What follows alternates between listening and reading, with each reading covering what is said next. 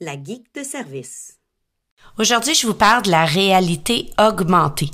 D'habitude, vous m'entendez souvent vous parler de réalité virtuelle, c'est encore un de mes dadas et je vais continuer à vous parler de super applications, de jeux et autres sur les casques de réalité virtuelle. Mais la réalité augmentée, c'est quelque chose qui est beaucoup plus accessible à tous. On n'a pas besoin d'un casque pour le visionner. On a besoin d'un appareil mobile qui a une caméra et qui est suffisamment récent. Et quand je dis suffisamment récent, là, à moins d'avoir un téléphone qui date de plus de 5-6 ans, d'habitude, on a accès à la réalité augmentée à travers notre téléphone. Si vous savez pas c'est quoi de la réalité augmentée, ben en fait, ça prend votre caméra qui vous montre, comme d'habitude, votre environnement réel et ça superpose un élément qui n'est pas réel dans votre environnement. Donc, quelque chose apparaît dans l'écran de votre caméra. Ce qui est bien avec la réalité augmentée, c'est que vous pouvez l'utiliser pour une panoplie de choses, donc pour voir des éléments en 3D, mais on peut aussi utiliser l'appareil photo pour se prendre en photo avec des différents éléments qu'on fait apparaître ou encore même réaliser une vidéo avec le tout. Donc, ça ouvre une panoplie de possibilités, autant pédagogiques que très ludiques pour avoir du plaisir. La première application dont je vous parle s'appelle IKEA Place, donc IKEA Place, et est disponible sur tous les appareils, c'est gratuit. Elle sert bien sûr à magasiner ses meubles IKEA et les voir apparaître dans son propre environnement. Donc par exemple, je veux voir qu'est-ce que l'armoire Calac blanche aurait l'air dans mon bureau. Eh bien, je peux la faire apparaître dans mon bureau, la placer au bon endroit et voir de quoi aurait l'air la pièce avec le meuble.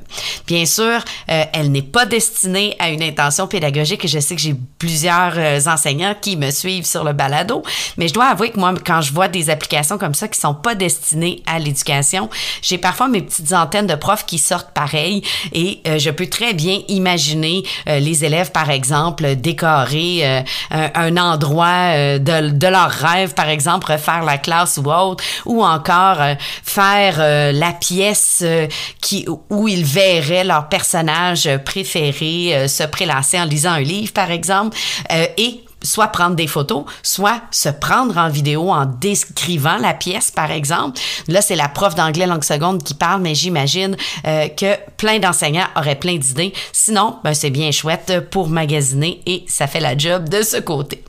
La prochaine dont je vous parle, c'est Google Traduction. C'est pas nouveau. C'est quelque chose qui existe depuis très longtemps, mais souvent, on néglige cette fonctionnalité-là qui permet de traduire une affiche qu'on voit au mur, par exemple, instantanément grâce à la réalité augmentée.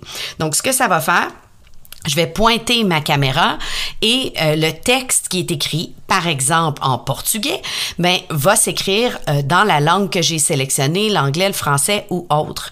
C'est sûr que c'est pas parfait. On s'entend que c'est peut-être à un 90%, mais je vous le dis, pour l'avoir utilisé en voyage, pour savoir si on a le droit de stationner quelque part, pour savoir si dans le menu c'est du poulet ou du tofu que je m'apprête à manger, ben c'est ultra pratique. Parfois, c'est simplement la structure de phrase qui est pas parfaite, mais la traduction des mots, souvent, est très aidante. Donc, si vous partez en voyage, Google Traduction est super utile, mais ça peut être utile aussi avec des élèves en francisation ou des parents, par exemple, qui seraient nouveaux arrivants ici, qui arriveraient à l'école pour la première fois, qui doivent suivre des pancartes dans l'école pour se repérer, pour venir vous visiter, par exemple, mais ils pourraient utiliser l'application. Il y en existe d'autres en passant. Google Traduction est juste une qui est dans mon téléphone depuis fort longtemps. La prochaine que je vous propose, bon, peut-être moins pédagogique, mais très ludique si vous voulez faire peur à votre mère ou autre, vous allez pouvoir utiliser le tout. Elle s'appelle Ink Hunter, donc Ink comme de l'encre, Hunter comme un chasseur, et c'est une application de tatouage. Comment elle fonctionne? C'est que vous téléchargez l'application, vous devez ensuite dessiner, ils vont vous donner les instructions à l'écran, l'équivalent d'un petit bonhomme sourire qui ne sourit pas, là, c'est deux lignes et une barre droite sur l'endroit où vous voulez faire apparaître un tatouage. Vous avez ensuite accès à une panoplie de différents tatouages, différents artistes que vous pouvez aller voir. Mais ce qui est chouette aussi, c'est que vous pourriez importer votre propre dessin.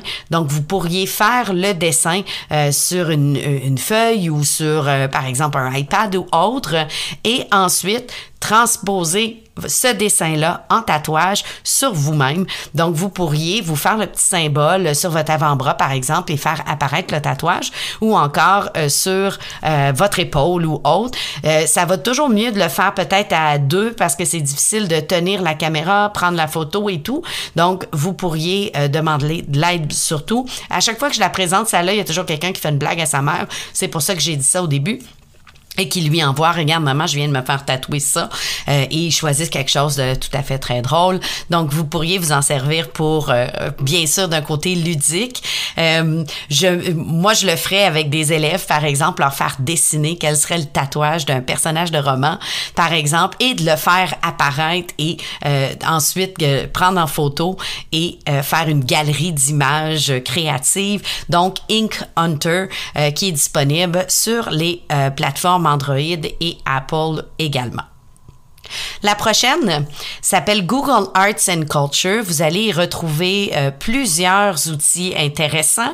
Je vous parle de deux qui sont avec la réalité augmentée, mais sachez que l'application a aussi un petit outil chouette là, qui s'appelle Pet Portrait, ou il y en a une autre, je crois aussi que c'est Portrait, mais mon portrait ou quelque chose comme ça. Et dans les deux cas, c'est soit pour vous, soit pour votre animal de compagnie.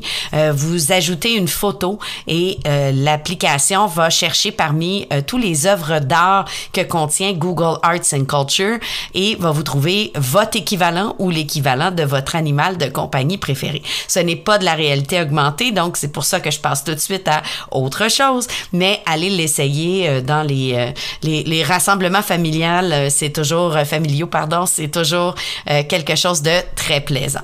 Donc, dans Google Arts and Culture, l'application, pas le site web, parce que ça nous prend un appareil mobile avec une caméra.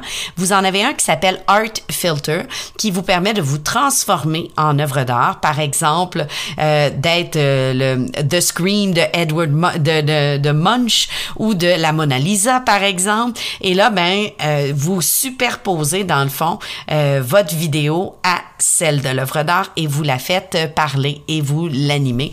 Donc, quelques petits choix dans l'application. Je vois plein d'applications pédagogiques, mais ça peut être très drôle aussi pour réaliser une petite vidéo. Ça fait des résultats parfois un peu bizarres, mais bon, à essayer. C'est chouette quand même à essayer. Et l'autre que j'aime bien s'appelle Art Projector. Elle permet de faire afficher un peu comme celle d'IKEA de tantôt. Elle permet de faire afficher une œuvre d'art dans votre environnement. Donc, vous pourriez être dans votre salon et faire apparaître, par exemple, la Mona Lisa directement dans votre salon ou une œuvre de Renoir ou autre, et vous auriez une œuvre d'art. Vous pouvez ensuite prendre une photo. Ce qui est bien avec l'application Google Arts and Culture, c'est qu'on a toujours les informations sur le peintre. Et on peut facilement basculer sur la plateforme de Google Arts and Culture pour aller en apprendre un peu plus sur l'œuvre d'art. Et finalement, une dernière, encore une fois dans l'application Google Arts and Culture, qui s'appelle Pocket Gallery et qui vous permet de visiter des musées de façon interactive. Il y a de l'audio, mais l'audio est disponible seulement en anglais. Mais on se promène vraiment là, comme je me promènerais dans mon salon, mais à travers mon appareil mobile, ce que je vois, c'est les œuvres d'art d'une galerie d'art à New York, à Londres et autres. Et je peux écouter les petites explications audio qui me parlent des différentes peintures. Donc, très chouette comme application. Dans un deuxième épisode, je vous parle d'autres coups de cœur en réalité augmentée.